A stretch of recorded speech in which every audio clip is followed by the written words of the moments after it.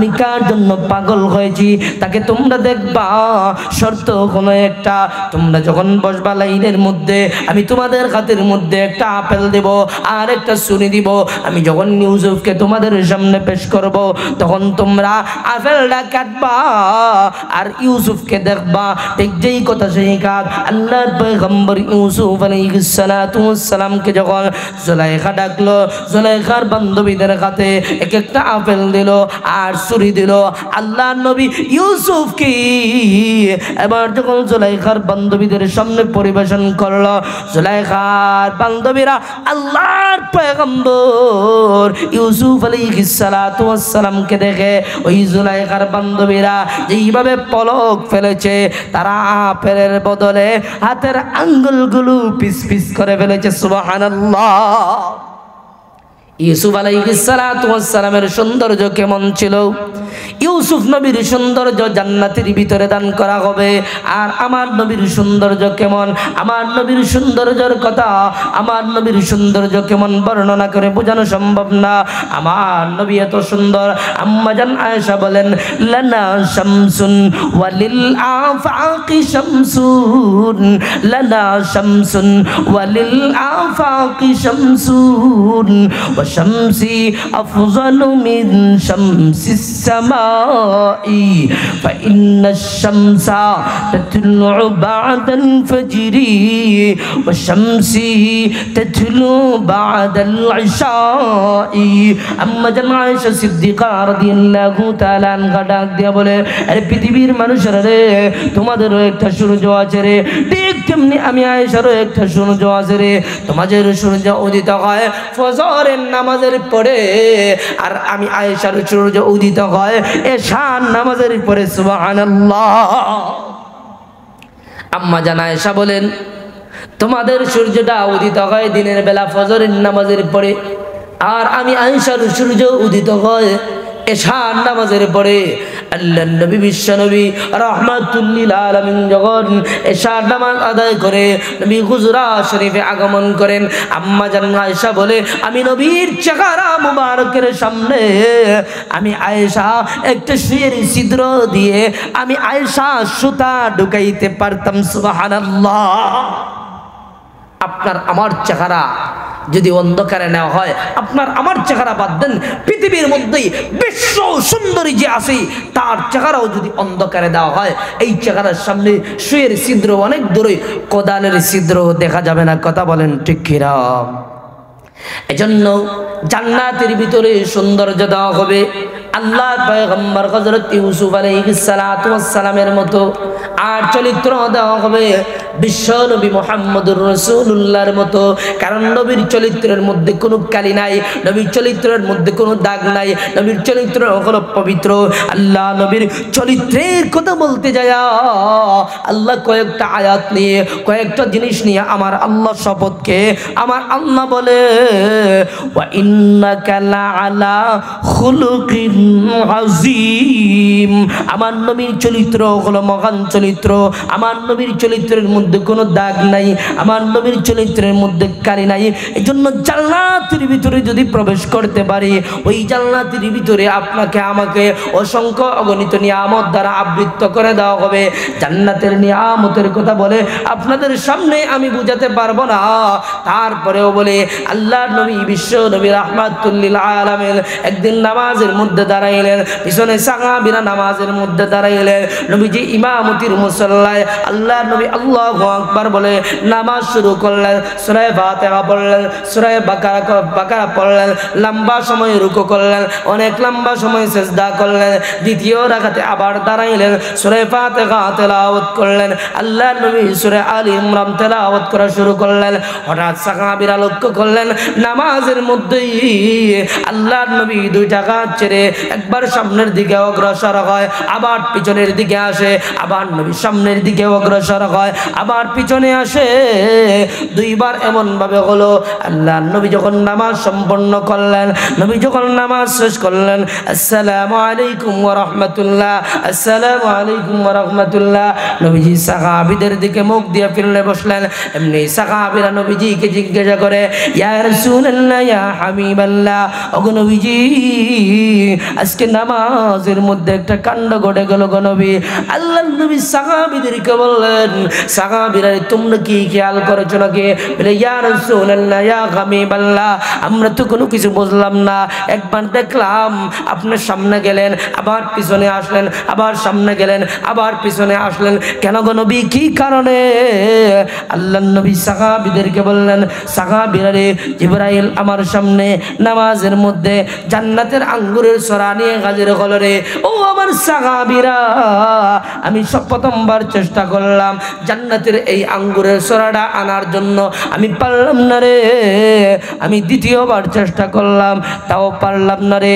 জান্নাতের এই আঙ্গুরের সরাটা এমন সরা রে, যদি আমি জান্নাতের ওই আঙ্গুরের সরা নিয়ে আসতে পারতাম, তাহলে আমার আনেওয়ালা উম্মত কিয়ামত পর্যন্ত যদি জান্নাতের ওই আঙ্গুরের সরা থেকে আঙ্গুর খাইতো রে, তারপরেও শেষ করতে পারতো না। সুবহানাল্লাহ। মুনীরা أما بعد فقد قال الله تبارك وتعالى في كلامه المجيد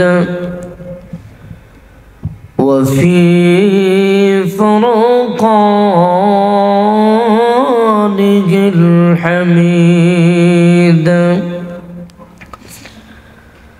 أعوذ بالله من الشيطان الرجيم بسم الله الرحمن الرحيم إن الذين آمنوا وعملوا الصالحات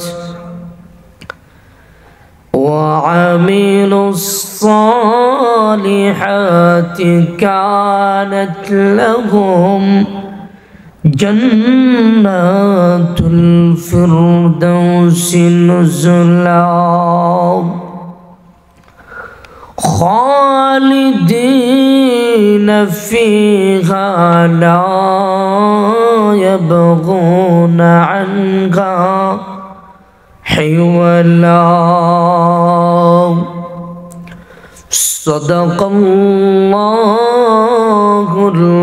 العظيم. وقال النبي صلى الله عليه وسلم أعددت لعبادي الصالحين ما لا عين رأت ولا أذن سمعت ولا خطر على قلب بشر أو كما قال عليه الصلاة والسلام.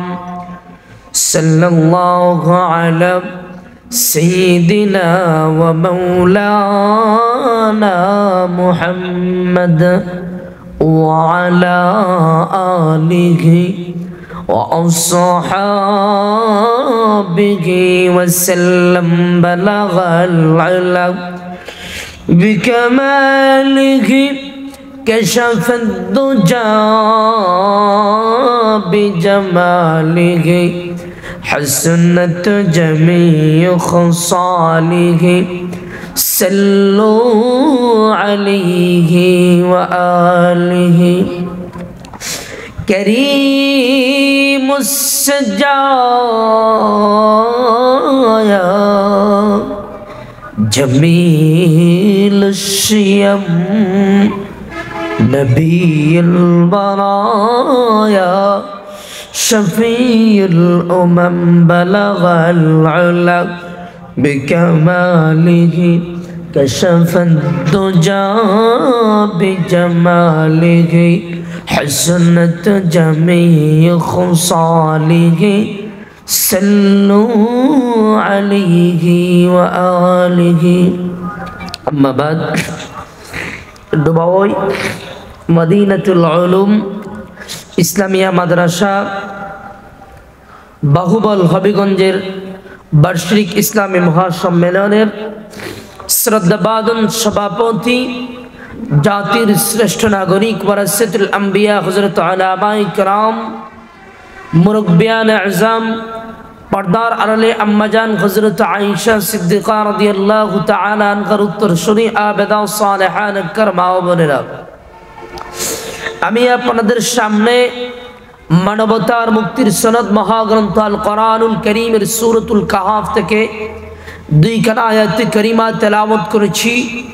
তারই পাশাপাশি আকা নবী মাহবুব নবী মসদুক নবী বিশ্ব সভার সভাপতি দু জাহানের বাদশাহ সৈয়দুল মুরসালিন ইমামুল আম্বিয়া শাফি আযম রাসূল আকরাম মহানবী মুহাম্মদুর রাসূলুল্লাহ সাল্লাল্লাহু আলাইহি ওয়াসাল্লামের লক্ষ কোটি হাদিসের ভান্ডার থেকে কান হাদিস শরীফ তেলাওয়াত করেছি। আল্লাহ জাল্লা জালালুহু আম্মা নাবালুহু যদি আমাকে তৌফিক দান করেন তাহলে উক্ত আয়াত এবং হাদিসকে সামনে রেখে আপনাদের সামনে দ্বীনি কিছু মুযাকারা করার চেষ্টা করব ইনশাআল্লাহ তাআলা। সর্বপ্রথম মালিকের দরবারে শুকরিয়া আদায় করি, যেই মালিক আপনাদের এলাকায় একটি মাদ্রাসা নবীর বাগান, এই মাদ্রাসা আপনাদের এলাকায় আল্লাহ তাআলা দান করেছেন। মাদ্রাসা দ্বীনি শিক্ষা প্রতিষ্ঠান, এটা আল্লাহ তাআলার দেওয়া নিয়ামত। মাদ্রাসা যদি কোনো এলাকায় থাকে, ওই এলাকার মুর্দেগানরা কবরের মধ্যে থাকা অবস্থায় মাদ্রাসার মধ্যে কোরআন তেলাওয়াত করা হয়, নবীর হাদিস শিক্ষা দেওয়া হয়। আল্লাহর কালামের তেলাওয়াতের বদৌলতে মুর্দেগানের কবরের আযাব আল্লাহ তাআলা মাফ করে দেন, বলেন সুবহানাল্লাহ। এজন্য আপনাদের এলাকায় মাদ্রাসা, এটা আপনাদের এলাকার জন্য নিয়ামত। নিয়ামত শুধু থাকলেই হবে না, নিয়ামতের কদর করতে হবে। নিয়ামতের কদর করা হবে কিভাবে?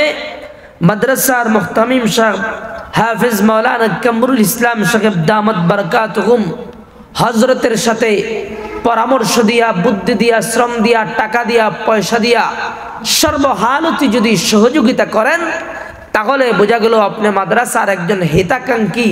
আপনার এলাকায় যে মাদ্রাসা আছে, আপনি নিয়ামত মনে করতেছেন, নিয়ামতের কদর করতেছেন। নিয়ামত আল্লাহ রাব্বুল আলামিন অসংখ্য অগণিত নিয়ামত আমাদেরকে দিয়েছেন।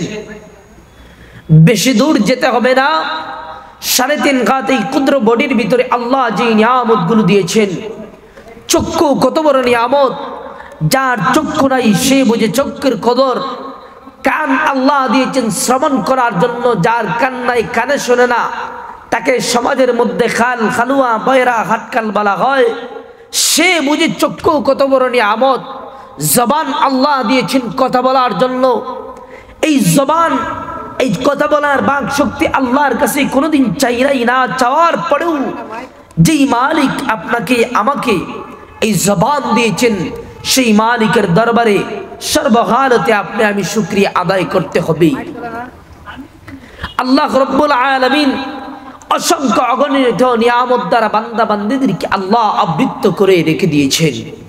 আল্লাহ সূরা রহমানের মধ্যে বারবার বলেছেন, فَبِأَيِّ آلَاءِ رَبِّكُمَا تُكَذِّبَانِ।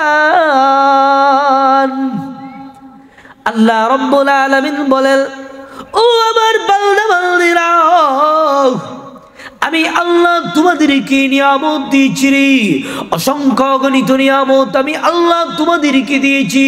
তোমরা আমি আল্লাহর কুল কুল নিয়ামত স্বীকার করবে। আল্লাহ নিয়ামত পাওয়ার পরে অস্বীকার করার কোনো সুযোগ নাই।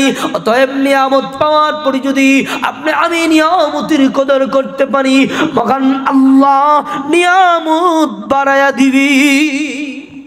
আল্লাহ কোরআনুল কারীমের অন্য আয়াতে আল্লাহ বলে, لئن شكرتم لأزيدنكم ولئن كفرتم إن عذابي لشديد। আল্লাহ রাব্বুল আলামিন বলে, নিয়ামত পাওয়ার পরে যদি বান্দা বান্দি আমি আল্লাহর নিয়ামতের শুকরিয়া আদায় করে রে, আমি আল্লাহ তোমাদেরকে নিয়ামত বাড়ায় দিব রে। আর নিয়ামত পাওয়ার পরে যদি শুকরিয়া আদায় না করো, কুফরি করো, আল্লাহ রাব্বুল আলামিন তোমার কাছ থেকে নিয়ামত ছিনিয়ে নিবি। শুধু ছিনিয়ে নিয়ে শেষ না, আল্লাহ আয়াতের শেষে বলে, ইন্না আযাবি লাশাদীদ। আল্লাহ বলে, আমি আল্লাহ কঠিন আযাবের মধ্যে গ্রেফতার করব। এজন্য আল্লাহ নিয়ামত দান করার পরে আমরা যদি নিয়ামতের শুকরিয়া আদায় করি, তাহলে আল্লাহ রাব্বুল আলামিন আপনাকে আমাকে নিয়ামত বাড়ায় দিবে। আর যদি নিয়ামতের শুকরিয়া আদায় না করি, তাহলে আল্লাহ নিয়ামত ছিনিয়ে নিবে।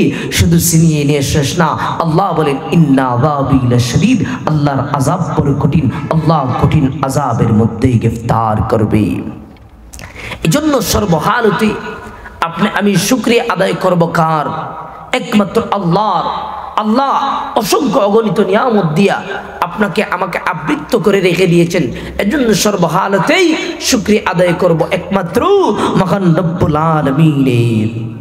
যেই হোক, আমি যেই আয়াতে কারিমা আপনাদের সামনে তেলাওয়াত করেছি, আমার তেলাওয়াতকৃত আয়াতে আল্লাহ রব্বুল আলামিন বলেন, ইন্নাল্লাযীনা আমানু ওয়া আমিলুস সালিহাত কানাত লাহুম জান্নাতুল ফিরদাউসি নুজুলা।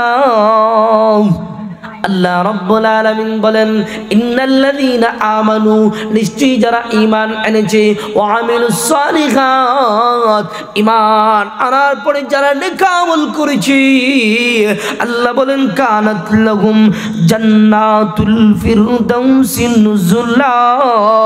আমি আল্লাহ তাদের জন্য রেখে দিয়েছি চিরস্থায়ী জান্নাত। আল্লাহ রেখে দিয়েছেন জান্নাত। জান্নাতে যাইতে হলে কি কি করতে হবে সংক্ষেপে বলি। এই দুনিয়ার জমিনে আমি চিরদিন থাকবো না।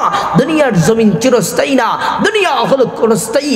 দুনিয়ার জমিনে আসলাম, বলা যায় না কখন জানি মালাকুল মউত আজরাইলের সঙ্গে সাক্ষাৎ হয়ে যায়, আর আপনার দেহ থেকে রূহটা বাহির হয়ে চলে যায়। তখন সময় আপনার আর আমার কোনো দাম থাকবে না। এই দুনিয়ার জমিন ক্ষণস্থায়ী, দুনিয়ার জমিনে চিরদিন থাকবো না। যে মানুষ আল্লাহ বানাইলেন, এই মানুষের একদিন কোনো অস্তিত্ব ছিল না। সর্বপ্রথম আমরা ছিলাম আলমে রূহের জগতে। আল্লাহ আলমে রূহের জগৎ থেকে আমাদেরকে আলমে রেহেমে অর্থাৎ মায়ের পেটের ভিতরে আল্লাহ পাঠাইলেন।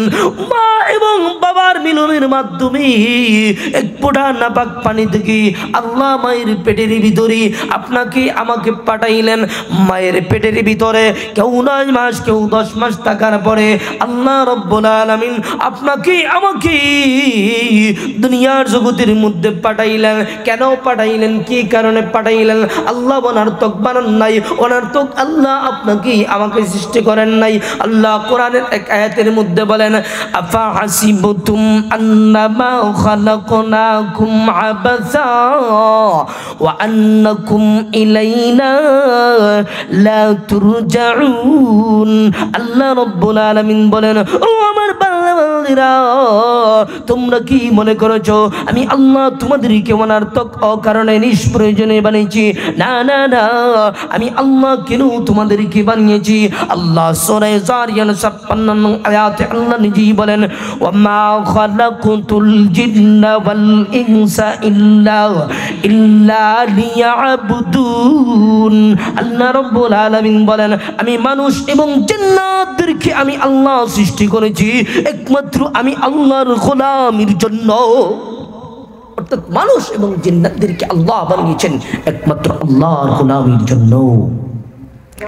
কিন্তু দেখা যায় আমরা মানুষেরা আল্লাহর গোলামি করতে রাজি না। আমরা দুনিয়া নিয়ে ব্যস্ত। কে কার চাইতে বড় লোক হইতে পারি। 1 লক্ষ টাকার মালিক হইছেন, কবে 2 লক্ষ টাকার মালিক হতে পারি। একটা বাড়ির মালিক হইছি, কবে 2টা বাড়ির মালিক হতে পারি। এই টেনশন, এই চিন্তায় দিন রাত চলে যায়। দুনিয়ার জমিন থেকে যে চলে যাব, এই দুনিয়া যে ক্ষণস্থায়ী, এই জিনিস আপনার আমার মাথার ভিতরে ঢোকে না। এই দুনিয়া চিরস্থায়ী না, এই দুনিয়া ক্ষণস্থায়ী। দুনিয়ার জমিন থেকে চলে যেতে হবে। আল্লাহর নবী হাদিসের মধ্যে বলেন, হুব্বুদ দুনিয়া রাসু কুল্লি খাতিয়াতি। এই দুনিয়ার মহব্বত হলো সমস্ত গুনাহের মূল। দুনিয়ার মহব্বত যদি কোনো বান্দা বান্দির ভিতরে ঢুকে যায়, ওই বান্দা বান্দি আখিরাত নিয়ে চিন্তা করা তার জন্য কঠিন হয়ে যাবে। এজন্য দুনিয়ার মহব্বত আপনার আমার দিল থেকে দূর করে একমাত্র মহব্বত ঢুকাইতে হবে একমাত্র মালিক রব্বুল আলামিনে। দুনিয়ার মহব্বত আপনার আমার দিল থেকে চির বিদায় নিয়ে একমাত্র মহব্বত ঢুকাইতে হবে একমাত্র রবের মহব্বত। রবের মহব্বত যদি ঢুকাইতে পারি আপনি আমি, তাহলে আপনার আমার জিন্দগি সাকসেস হয়ে যাবে। আপনার আমার রাষ্ট্রীয় জীবন, পারিবারিক জীবন, আন্তর্জাতিক জীবন, সামাজিক জীবন, প্রত্যেকটা সেক্টর সাকসেস হয়ে যাবে যখন আপনার আমার হায়াতের জিন্দগি শেষ হয়ে যাবে। যখন দুনিয়ার জমিন থেকে চলে যাব, দুনিয়ার জমিনের পরে আল্লাহ আপনার আমার জন্য রেখে দিয়েছেন চিরস্থায়ী জান্নাত। এজন্য দুনিয়ার জমিনে গোলামি করতে হবে একমাত্র কার? দুনিয়ার জমিনে গোলামি করতে হবে একমাত্র আল্লাহর গোলামি। আল্লাহর গোলামি, আল্লাহর গোলামি যদি করতে পারো, আল্লাহর গোলামি ঠিক মতো আদায় করে দুনিয়ার জমিন থেকে যদি চলে যেতে পারো, আল্লাহ রেখে দিয়েছেন বান্দা বান্দীদের জন্য চিরস্থায়ী জান্নাত। কিন্তু দেখা যায় ঈমান আনার পুরি যেই বিধানটা আল্লাহ রেখে দিয়েছেন গুরুত্বপূর্ণ একটা বিধান, নামাজ। এই নামাজের বেলায় দেখা যায় আপনি আমি গাফলতি করি। এলাকার মধ্যে মানুষের কোনো অভাব নাই, 1000-2000 মুসল্লি এলাকার মধ্যে, কিন্তু মসজিদের ভিতরে মুসল্লির বড় অভাব। নামাজের বেলায় দেখা যায় মসজিদে মুসল্লি নাই, 10 জন 12 জন 15 জন। এমনকি শীতের দিনে দেখা যায় ফজরের নামাজের মধ্যে শুধু ইমাম আর মুয়াজ্জিন এমন হয়। এজন্য আল্লাহর বিধান নামাজ যদি আপনি আমি না পড়ি, আল্লাহ বান্দা বান্দীদের জন্য রেখে দিয়েছেন চিরস্থায়ী জান্নাত। এই জান্নাতের ভিতরে যদি বাংলা বান্দি যাইতে হয়, আল্লাহর বিধান নামাজ ঠিক মতো আদায় করতে হবে। কারণ নবী বলেন, মিফতাহুল জান্নাতিস সালাহ, জান্নাতের চাবিকাঠি হলো নামাজ। ওই নামাজ যদি আপনি না আমি না পড়ি, তাহলে জান্নাত তালা দেওয়া থাকবে, ওই জান্নাতের তালা আপনি আমি খুলতে পারবো না।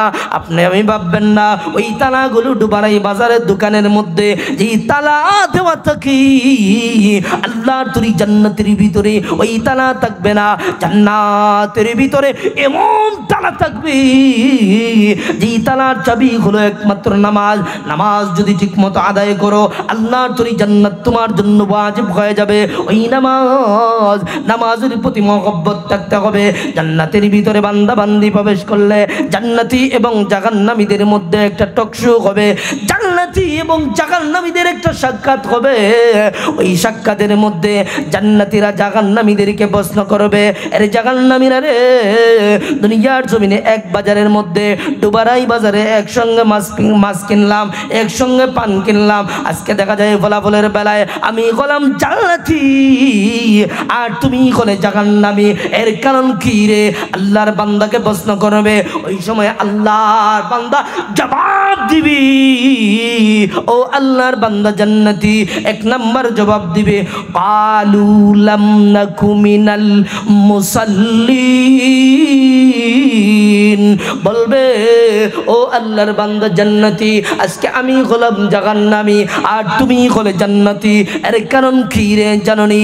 মসজিদের মিনার থেকে যখন মুয়াজ্জিন হাইয়া আলাস সালাহ হাইয়া আলাল ফালাহ, মসজিদের মিনার থেকে মুয়াজ্জিন যখন ডাকতো আসো কল্যাণের দিকে আসো, আসো কামিয়াবের দিকে আসো, তখন তুমি চলে যাইতা মসজিদে, আর আমি সার হোটেলে বসে আড্ডা দিতাম, গল্প গুজব করে সময় নষ্ট করতাম। এজন্য আজ আমি হলাম জাহান্নামী আর তুমি হলা জান্নাতি।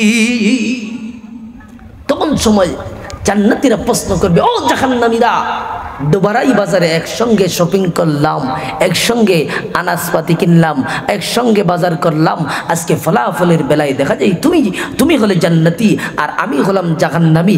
এর কারণ হলো মসজিদের মিনার থেকে মুয়াজ্জিন সাহেব যখন ডাকতো আমি মসজিদে যাইতাম না, আর তুমি মসজিদে গিয়া আল্লাহর ডাকে তুমি সাড়া দেওয়ার কারণে আজকে আল্লাহ তোমার জন্য আল্লাহর তৈরি জান্নাত রেডি করে রেখে দিয়েছে। এজন্য নামাজ না পড়লে জান্নাতে যাওয়া যাবে না।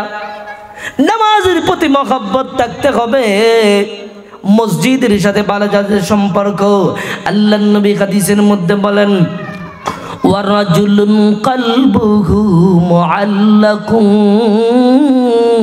ফিল মাসাজিদ, যাদের অন্তরটা সবসময় মসজিদের দিকে ঝুঁকে থাকে, কাদের অন্তর মসজিদের দিকে থাকে, জাগানা ফজরের নামাজ পড়ার পরে তার দিলের ভিতরে চিন্তা থাকবে, টেনশন থাকবে, কখন জানি জোহরের নামাজ পড়ব, জোহরের নামাজ পড়ার পরে বান্দার দিলের ভিতরে টেনশন থাকবে আমি কখন আসরের নামাজ পড়ব, আসরের নামাজ পড়ার পরে বান্দার দিলের ভিতরে চিন্তা থাকবে অল্প সময় থাকে আমি মসজিদ থেকে বের হব না, মাগরিবের সালাত আদায় করে মসজিদ থেকে যাব, বান্দা মসজিদের ভিতরে বসে থাকবে, মাগরিবের সালাত আদায় করবে, মাগরিব পড়ার পরে বান্দার ভিতরে টেনশন থাকবে আমি কখন এশার নামাজ পড়ব, এশার নামাজ পড়ে বান্দা যখন নিদ্রায় চলে যাবে, বান্দা আল্লাহর কাছে দোয়া করে ঘুমাবে, প্রভু গো তাহাজ্জুদে আমাকে জাগ্রত করিও, ফজরে আমাকে জাগ্রত করিও।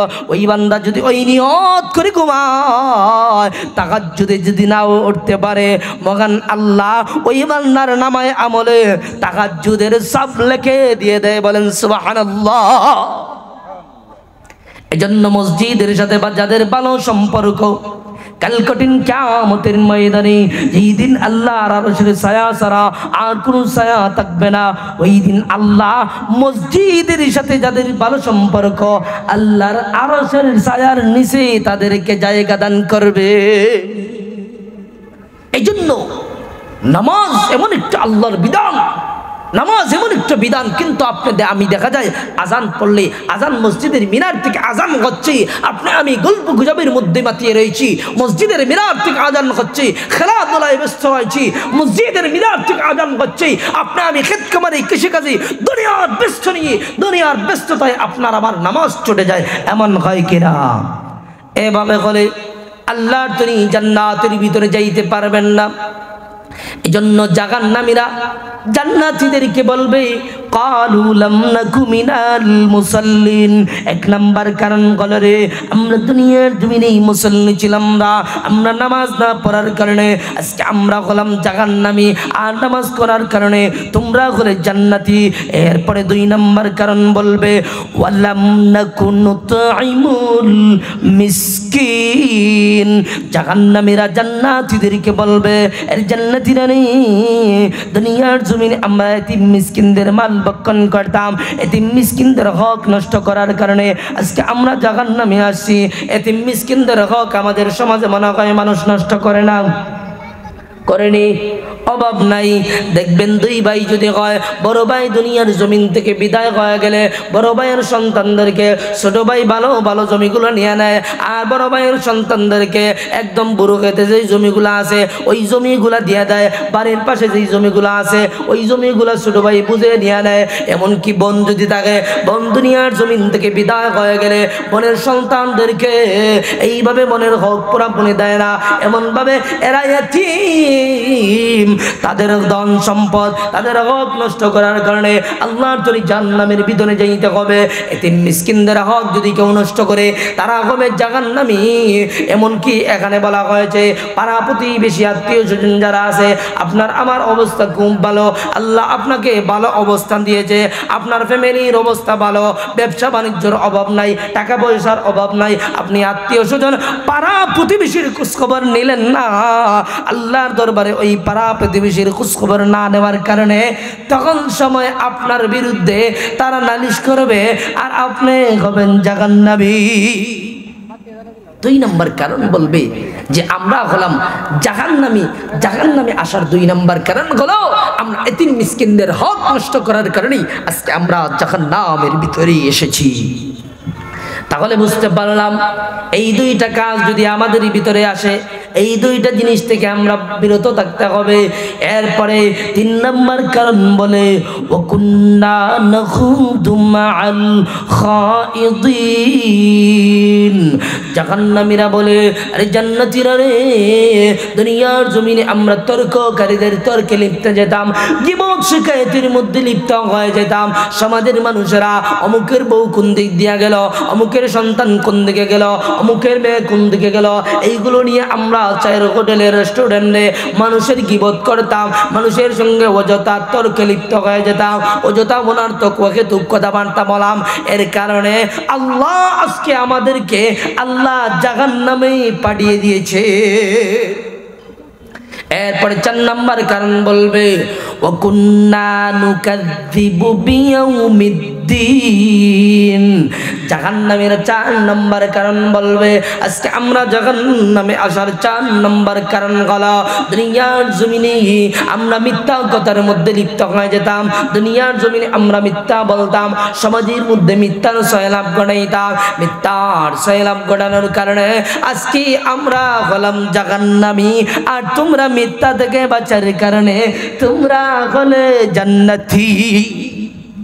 তাহলে বুঝতে পারলাম যে 4টা কারণ। 1 নম্বরে হলো ওয়ালাম নাকুনু তাইমুন, 1 নম্বরে হলো ক্বালু লাম নাকু মিনাল মুসাল্লিন, দুনিয়ার জমিনে মুসল্লি ছিল না, অর্থাৎ নামাজ পড়তো না। ওয়ালাম নাকুনু তাইমুল মিসকিন, এতিম মিসকিনদের হক, এতিম মিসকিনদের ধন সম্পদ তারা মেরে খাইতো। ওয়াকুন্না, এরপরে ওয়াকুন্না নাখুদু মাআল খাইদিন, সমাজের মধ্যে গীবত শাকায়েত তর্কের মধ্যে লিপ্ত যেত। এরপরে ওয়াকুন্না নুকাযযিবু বিয়াউমিদ্দিন। এই 4 কারণে জাহান্নামীরা মিথ্যা কথা বলার কারণে, এই 4 কারণে জাহান্নামীরা জাহান্নামের মধ্যে যেতে হবে। আমাদের মধ্যে যদি এই 4 কারণ থাকে, আমরা যেন এই 4 কারণ থেকে আল্লাহ আমাদেরকে হেফাজত করুন। সকলে বলি আমিন। এরপরে আল্লাহর তরি জান্নাতের ভিতরে যদি আপনি আমি যাইতে পারি, যে হাদিস আপনাদের সামনে আমি তেলাওয়াত করেছি, আল্লাহর নবী বলেন মা লা আইনুন রাআত ওয়ালা উযুনুন সামিআত ওয়ালা খাতারা আলা কলবি বাশার। আল্লাহর নবী বলেন জান্নাতের নিয়ামত কেমন হবে দুনিয়ার কোনো কলব অনুধাবন করে না, দুনিয়ার কোনো চক্ষু জান্নাতের নিয়ামত সম্পর্কে দেখে না, দুনিয়ার কোন জান্নাত নিয়ামত কেমন হবে তা শুনে শেষ করা সম্ভব না। কারণ খাসা মরিচ যে একটা জিনিস, খাসা মরিচ যে জাল, একবারে সিকন্ডা যেটা খাসা মরিচ যে জাল, খাসা মরিচ যে জিন্দগিতে কোনোদিন খায় নাই, সে এটা জাল দিয়ে এটা বুঝবে না, আপনি বয়ান করে তারে বুঝাইতে পারবে না। কিন্তু এই খাসা মরিচটা যদি তার মুখের ভিতরে ঢুকায়া দেন, আপনি খাসা মরিচের বয়ান করতে হবে না, তার জবান থেকে খাসা মরিচ কত প্রকার কি কি অটোমেটিক বের হয়ে আসবে। এই জন্য আল্লাহর তরি জান্নাতের ভিতরে গেলে জান্নাত কেমন নিয়ামত দেওয়া হবে আমি আপনাদের সামনে বলে বোঝানো অসম্ভব। তারপরেও কিছু বলি। জান্নাতের ভিতরে মুহাদ্দিসিনে কেরামরা বলেন জান্নাতের ভিতরে এক একটা বড়ই হবে বড় বড় মটকার মতো, সুবহানাল্লাহ। বড়ই যদি বড় বড় মটকার মতো হয়, আপেল মনে হয় আঙ্গুরের মতো হইব, ছোট হইব না বড় হইব, আরো বড় হবে। জিজ্ঞাসা করে ইয়া রাসূলুল্লাহ, ইয়া হাবিবাল্লাহ, আগো নবীজি জান্নাতের বড়ই যদি হয় বড় বড় মটকার মতো, আপেল তো আরো বড় হবে। আমরা ছোট ছোট মানুষরা এই বড়ইগুলো আপেলগুলো কিভাবে খাবো? আল্লাহর নবী সাহাবীদেরকে বলে, সাহাবীরা নেই, টেনশনের কোনো কারণ নেই রে, চিন্তার কোনো কারণ নেই রে। ও আমার সাহাবীরা, জান্নাতের ভিতরে যারা প্রবেশ করবে রে, তাদের বডিটা, তাদের দেহটা আল্লাহ বানায় দিবে আব্বাজান হযরত আদম আলাইহিস সালাতু ওয়াস সালামের মতো এত বড় বডি দিবে। এই ফলগুলো খাওয়া আপনার আমার জন্য কোনো ব্যাপার হবে না। শুধু তা না, জান্নাতের ভিতরে যাওয়ার পরে কণ্ঠর বড় প্রয়োজন। আল্লাহ জান্নাতের ভিতরে কণ্ঠ এত মিষ্টিদায়ক দান করবে, কণ্ঠ দান করবে আল্লাহর পয়গম্বর হযরত দাউদ আলাইহিস সালাতু ওয়াস সালামের মতো কণ্ঠর কথা একটু পরে বলি। এরপরে আল্লাহ রব্বুল আলামিন ওই জান্নাতের ভিতরে সৌন্দর্য দান করবে। কেমন? জান্নাতের ভিতরে আল্লাহ সৌন্দর্য দান করবে আল্লাহর পয়গম্বর ইউসুফ আলাইহিস সালাতু ওয়াস সালামের মতো। আর ওই জান্নাতের ভিতরে আল্লাহ আপনাকে আমাকে চরিত্র দিয়েবে মুহাম্মদুর রাসূলুল্লাহর মতো। সুবহানাল্লাহ। জান্নাতের ভিতরে আল্লাহ সৌন্দর্য দিবে ইউসুফ নবীর মতো। ইউসুফ নবী কেমন সুন্দর! জুলাইখা ইউসুফ নবীর জন্য পাগল পারা। জুলাইখার বান্ধবীরা বলে, আরে জুলাইখা, এই ইউসুফের জন্য তুমি এত পাগল কেন রে জুলাইখা? জুলাইখা বলে, আমার বান্ধবীরা, তোমরা যদি ইউসুফকে দেখো তাহলে তোমরা পাগল হয়ে যাবে। এমনি জুলাইখার বান্ধবীদেরকে দাওয়াত দিল, আগামীকাল সকাল 10টার সময় ইউসুফকে তোমাদের সামনে পরিবেশন কর। আমি কার জন্য পাগল হয়েছি তাকে তোমরা দেখবা। শর্ত কোনো একটা, তোমরা যখন বসবা লাইনের মধ্যে, আমি তোমাদের হাতের মধ্যে একটা আপেল দেব আর একটা ছুরি দিব। আমি যখন ইউসুফকে তোমাদের সামনে পেশ করব, তখন তোমরা আপেলটা কাটবা আর ইউসুফকে দেখবা। ঠিক যেই কথা সেই কাজ। আল্লাহর পয়গম্বর ইউসুফ আলাইহিস সালাতু ওয়াস সালামকে যখন জুলাইখা ডাকলো, জুলাইখার বান্ধবীদের হাতে এক একটা আপেল দিল আর ছুরি দিল। আল্লাহর নবী ইউসুফকে এবার যখন জুলাইখার বান্ধবীদের সামনে পরিবেশন করলো, জুলাইখার বান্ধবীরা আল্লাহর পয়গম্বর ইউসুফ আলাইহিস সালাতু ওয়াস সালামকে দেখে ওই জুলাইখার বান্ধবীরা যেইভাবে পলক ফেলেছে, তারা আপেলের বদলে হাতের আঙ্গুলগুলো পিস পিস করে ফেলেছে। সুবহানাল্লাহ। ইউসুফ আলাইহিস সালাতু ওয়াস সালামের সৌন্দর্য কেমন ছিল? ইউসুফ নবীর সৌন্দর্য জান্নাতের ভিতরে দান করা হবে। আর আমার নবীর সৌন্দর্য কেমন? আমার নবীর সৌন্দর্যের কথা, আমার নবীর সৌন্দর্য কেমন বর্ণনা করে বোঝানো সম্ভব না। আমার নবী এত সুন্দর। আম্মা জান আয়েশা বলেন, লানা শামসুন ওয়ালিল আফাকি শামসুন, লানা শামসুন ওয়ালিল আফাকি শামসুন, ওয়া শামসি আফযালু মিন শামসিস সামাই, ফাইন্নাশ শামসা তাতলু বা'দাল ফজরি, ওয়া শামসি তাতলু বা'দাল ইশাই। আম্মা জান আয়েশা সিদ্দিকা রাদিয়াল্লাহু তাআলা আনহা ডাক দিয়া বলে, আরে পৃথিবীর মানুষেরা রে, তোমাদেরও একটা সূর্য আছে রে, ঠিক তেমনি আমি আয়েশারও একটা সূর্য আছে রে।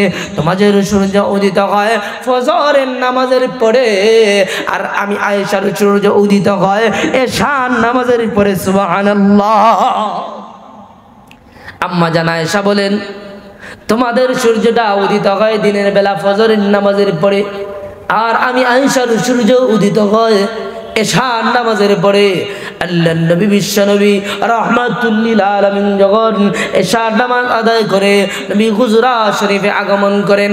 আম্মা জান আয়েশা বলে, আমি নবীর চেহারা মুবারকের সামনে আমি আয়েশা একটা সুইয়ের ছিদ্র দিয়ে আমি আয়েশা সুতা ঢুকাইতে পারতাম। সুবহানাল্লাহ। আপনার আমার চেহারা যদি অন্ধকারে নেওয়া হয়, আপনার আমার চেহারা বাদ দেন, পৃথিবীর মধ্যেই বিশ্ব সুন্দরী যে আছে তার চেহারাও যদি অন্ধকারে দেওয়া হয়, এই চেহারার সামনে সুয়ের ছিদ্র অনেক দূরে, কোদালের ছিদ্র দেখা যাবে না। কথা বলেন ঠিক কিনা? এজন্য জান্নাতের ভিতরে সৌন্দর্য দেওয়া হবে আল্লাহর পয়গম্বর হযরত ইউসুফ আলাইহিস সালাতু ওয়াস সালামের মতো। আর চরিত্র দেওয়া হবে বিশ্ব নবী মুহাম্মদুর রাসূলুল্লাহর মতো। কারণ নবীর চরিত্রের মধ্যে কোনো কালি নাই, নবীর চরিত্রের মধ্যে কোনো দাগ নাই, নবীর চরিত্র হলো পবিত্র। আল্লাহ নবীর চরিত্রের কথা বলতে যায় আল্লাহ কয়েকটা আয়াত নিয়ে, কয়েকটা জিনিস নিয়ে আমার আল্লাহ শপথকে আমার আল্লাহ বলে ওয়া ইন্নাকা লাআলা খুলুকিন আযীম। আমার নবীর চরিত্র হলো মহান চরিত্র, আমার নবীর চরিত্রের মধ্যে কোনো দাগ নাই, আমার নবীর চরিত্রের মধ্যে কালি নাই। এজন্য জান্নাতের ভিতরে যদি প্রবেশ করতে পারি, ওই জান্নাতের ভিতরে আপনাকে আমাকে অসংখ্য অগণিত নিয়ামত দ্বারা আবৃত করে দেওয়া হবে। জান্নাতের নিয়ামতের কথা বলে আপনাদের সামনে আমি বুঝাতে পারবো না। তারপরেও বলে আল্লাহর নবী বিশ্ব নবী রাহমাতুল লিল আলামিন একদিন নামাজের মধ্যে দাঁড়াইলেন, পিছনে সাহাবীরা নামাজের মধ্যে দাঁড়াইলেন। নবীজি ইমামতির মুসল্লায় আল্লাহর নবী আল্লাহু আকবার বলে নামাজ শুরু করলেন। সূরা ফাতিহা পড়লেন, সূরা বাকারা পড়লেন, লম্বা সময় রুকু করলেন, অনেক লম্বা সময় সিজদা করলেন। দ্বিতীয় রাকাতে আবার দাঁড়াইলেন, সূরা ফাতিহা তেলাওয়াত করলেন। আল্লাহর নবী সূরা আলী ইমরান তেলাওয়াত করা শুরু করলেন। হঠাৎ সাহাবীরা লক্ষ্য করলেন নামাজের মধ্যেই আল্লাহর নবী দুইটা কাঁধ ছেড়ে একবার সামনের দিকে অগ্রসর হয়, আবার পিছনের দিকে আসে, আবার নবী সামনের দিকে অগ্রসর হয়, আবার পিছনে আসে। দুইবার এমন ভাবে হলো।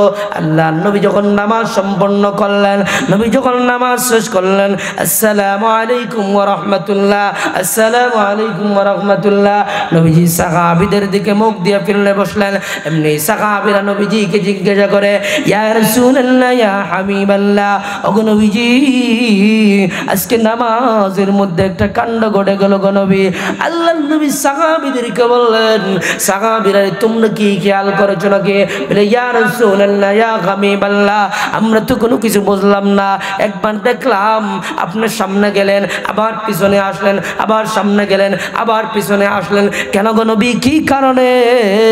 আল্লাহর নবী সাহাবীদেরকে বললেন, সাহাবীরা রে, জিবরাইল আমার সামনে নামাজের মধ্যে জান্নাতের আঙ্গুরের ছড়া নিয়ে হাজির হলো রে। ও আমার সাহাবীরা, আমি সব প্রথমবার চেষ্টা করলাম জান্নাতের এই আঙ্গুরের ছড়াটা আনার জন্য, আমি পারলাম না রে। আমি দ্বিতীয়বার চেষ্টা করলাম, তাও পারলাম না রে। জান্নাতের এই আঙ্গুরের ছড়াটা এমন ছড়া রে, যদি আমি জান্নাতের ওই আঙ্গুরের ছড়া নিয়ে আসতে পারতাম, তাহলে আমার আনেওয়ালা উম্মত কিয়ামত পর্যন্ত যদি জান্নাতের ওই আঙ্গুরের ছড়া থেকে আঙ্গুর খাইতো রে, তারপরেও শেষ করতে পারতো না। সুবহানাল্লাহ। তাহলে বুঝেন জান্নাতের একটা আঙ্গুরের ছড়া কেমন, জান্নাতের একটা আঙ্গুরের ছড়া কেমন। এজন্য জান্নাতের অসংখ্য অগণিত নিয়ামত আল্লাহ রেখে দিয়েছেন। জান্নাতের নিয়ামত বলে আমি আপনাদের সামনে শেষ করতে পারবো না। জান্নাতের ভিতরে দুনিয়ার জমিনে আল্লাহ রাব্বুল আলামিন বিধান দিয়েছেন, মানুষদেরকে বিবাহ করার বিধান দিয়েছেন চারটা, সামর্থ্য থাকলে চারটা, কিন্তু আমরা একটা করেই শেষ। আমাদের সবার মনে চায়, কিন্তু একটা কথা আছে, বুক ফুটেতে মুখ ফোটে না। বিবির ভয়ে, সমাজের মানুষের ভয়ে আমরা বিবাহ আর একটা করতে পারি না। কিন্তু একদম নিম্নের জান্নাতি যারা হবে, ওই জান্নাতের ভিতরে যারা যাবে, একদম নিম্নে জান্নাতিকে আল্লাহ রাব্বুল আলামিন এই গোটা পৃথিবীর সমান 10টা দুনিয়ার সমান একদম ছোট জান্নাত, যেটা ওই জান্নাতিকে আল্লাহ জান্নাত দান করবেন। বলেন সুবহানাল্লাহ। আর এই ছোট জান্নাতের বউ হবে 70 থেকে 72টা। বলেন সুবহানাল্লাহ। দুনিয়ার নারীরা এই বয়ান যখন শুনে জান্নাতের ভিতরে যাওয়ার পরে পুরুষদেরকে 70 থেকে 72টা হুর দেওয়া হবে। দুনিয়ার নারীরা মন খারাপ করে বলে, দুনিয়ার নারীদের মন খারাপ করার কোনো কারণ নাই। ও দুনিয়ার নারীরা শুনে রাখো, দুনিয়ার জমিন যদি তুমি ঠিক মতো রবটাকে জিন্দগি গঠন করতে পারো, স্বামীর গোলামি ঠিক মতো আদায় করতে পারো, তাহলে ওই জান্নাতের রমণীদের সরদার মহান আল্লাহ তোমাকে বানায় দিবে। সুবহানাল্লাহ। এজন্য এই সংক্ষিপ্ত আলোচনা থেকে যা কিছু বললাম, আল্লাহ রাব্বুল আলামিন আমাদের সবাইকে যেন আমল করার তৌফিক দান করেন। সকলে বলি আমিন। ওয়া আখিরু দাওয়ানা আলহামদুলিল্লাহি রাব্বিল আলামিন। আসসালামু আলাইকুম ওয়া রাহমাতুল্লাহ।